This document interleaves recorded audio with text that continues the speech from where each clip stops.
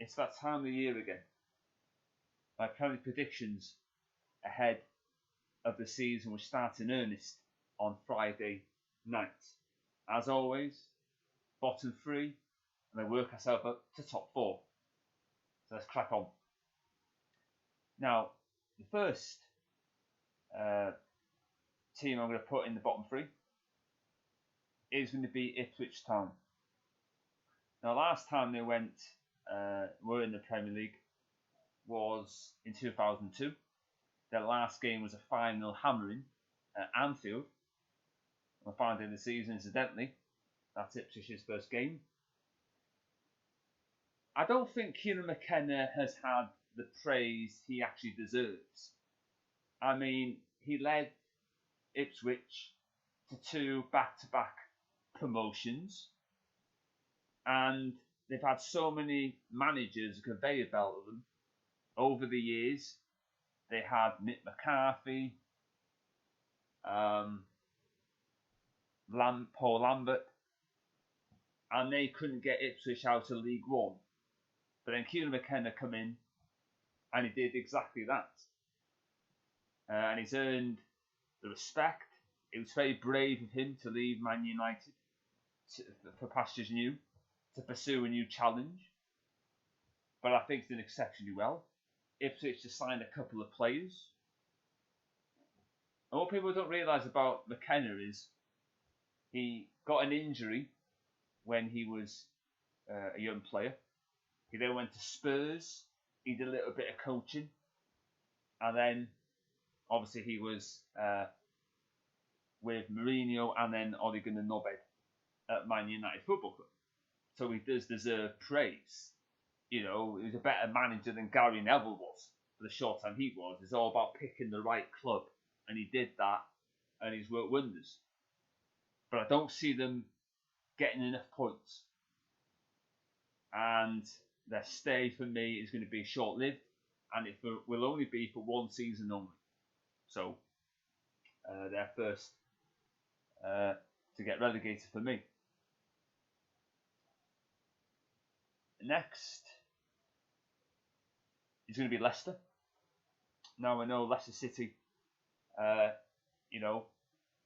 now been managed because their former manager went to Chelsea. They're managed by Steve Cooper, which, there's a rivalry, isn't there, between Nottingham Forest and Leicester. I'm not sure how Nottingham Forest fans feel about Steve Cooper going to their deadly rivals. So that's going to put a cat among the pigeons and a pigeon among the cats when they play one another. When the season starts. They signed Harry Winks. They've still kept some of the players that last time they were in the Premier League.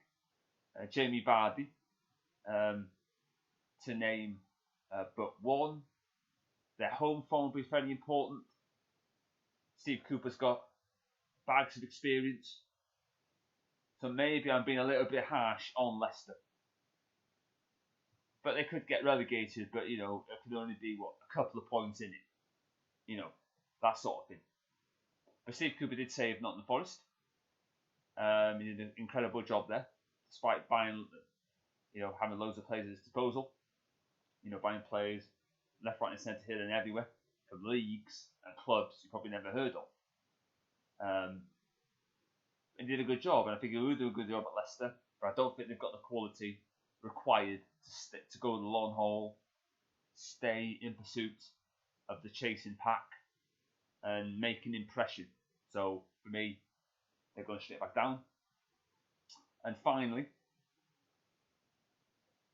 it's going to be Southampton.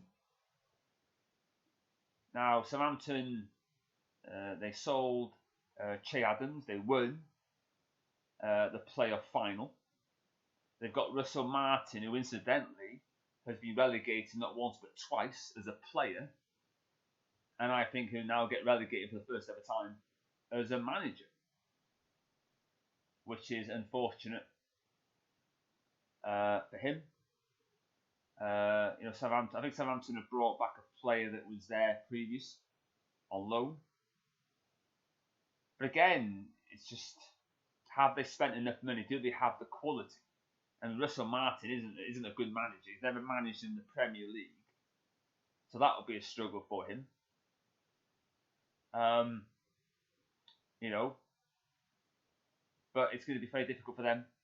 Their home form, as all the other teams, will be important, but there's too much quality and there's too much great players in the Premier League that it will swallow Southampton up, just like Leicester and Ipswich, respectively.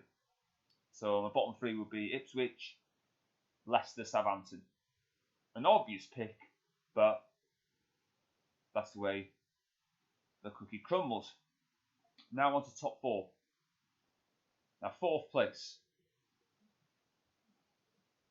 I think there's 5 spaces for a Champions League place, but fourth place will suffice. And I'm going to go for Spurs. Now, Spurs bought Solanke from Bournemouth for about, over 65 million, something like that, which is the going rate if you want to buy a British player from another British club. And they will not change their style. They'll play the same way regardless. Heung-min Son is getting on a bit. He's about, 33 now, something like that. So there's no spring chicken. They'll play the same way they did before. They'll get caught out on the break. And Spurs are Spurs. They've got failing in their DNA. But I think they have got Europa League football, which is important for them. And we'll see how they do there. But, they've got a manager who won the league at Celtic. I could win the league at Celtic. It's that easy. But I just don't see how Spurs will get higher than fourth. But if they get fourth, I'm sure their fans will snap their hands off of them. Number 3. I'm going to go for Arsenal. I think this time round they'll finish third. They've signed a centre-back, which is bizarre, really, because defensively they were rock solid. I think they conceded the least amount of goals and they kept the most clean sheets last season, I believe. So it's bizarre why they signed another centre-back. They don't really need it. They haven't got cover for Xhaka, who played the majority of last season, played through the pain barrier. Because there were times he got injured in a football match, thinking he was going to be in the weekend game, and he was. And basically, they have the same players as last season. So I don't see a tinge of improvement at all. Arsenal haven't won a trophy since the FA Cup. Behind closed doors during the COVID era. So Arsenal will be Arsenal. But they haven't got strength and depth. They're not really a team that... To go for second to first is a big leap. So I don't see that happening. So Arsenal... no one's going to fear Arsenal. They'll come up short like they always do. Just the Arsenal win. Second place. And I'm going to give that accolade to United. And I think we will finish second. Based on every time we didn't qualify for the Champions League, we went on to get into the Champions League. So I think history will repeat itself. We made very good signings on paper, but games not played on paper. So will it translate on the pitch? That's the one thing. That's the one thing we're going to find out, and we need to find that out pretty sharpish. Truth be told. So I think we'll finish second. I think Ten Hag is still on borrowed time, but it is what it is, and it'll just be one of those things. Again, for us, we'll get Champions League football, but apart from that, I don't see anything else. And top of the tree, top of the pile, who I think are going to win the league, will be City. And again, obvious, which means they will win 5 in a row. I've heard that it's now going to be mid-September when the inquiry about the alleged 115 charges that's over there has reared its ugly head. And it'd be interesting to see what happens. Because, Man City will win again. They've got Pep Guardiola. He said he will not be there.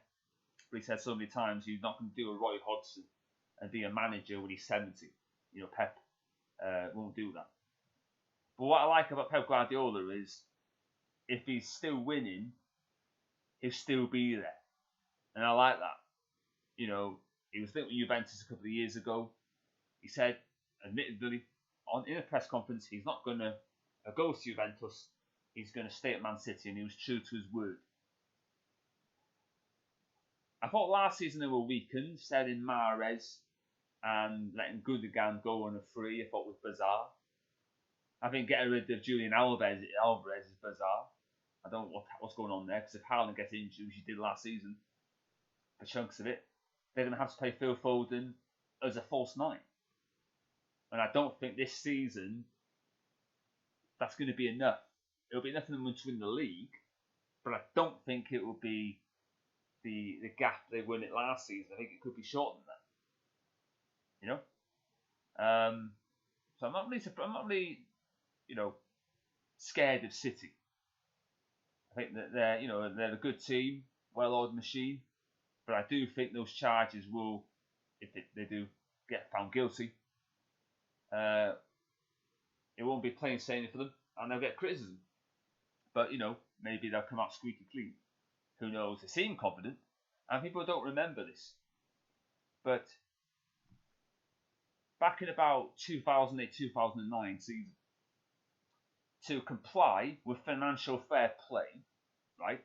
They renamed the City of Manchester Stadium to the Etihad to comply with it, and there was a motion by Sepp Blatter and Michel Platini that you can only spend within your means, because they didn't want British clubs taking players from the Spanish League, French League, Italian League, etc., etc.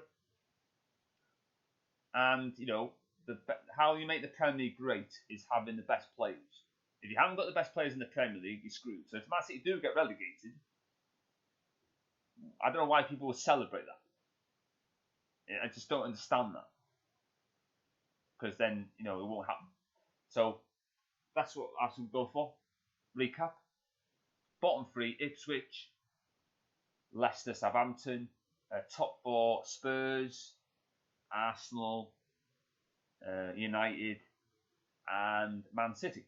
Now I know that last season Aston Villa was a surprise package, but I don't think playing in the Champions League with the amount of games there is to play in that competition, they'll stay the course, and I think they could finish maybe bottom half of the table, top 10 at a push.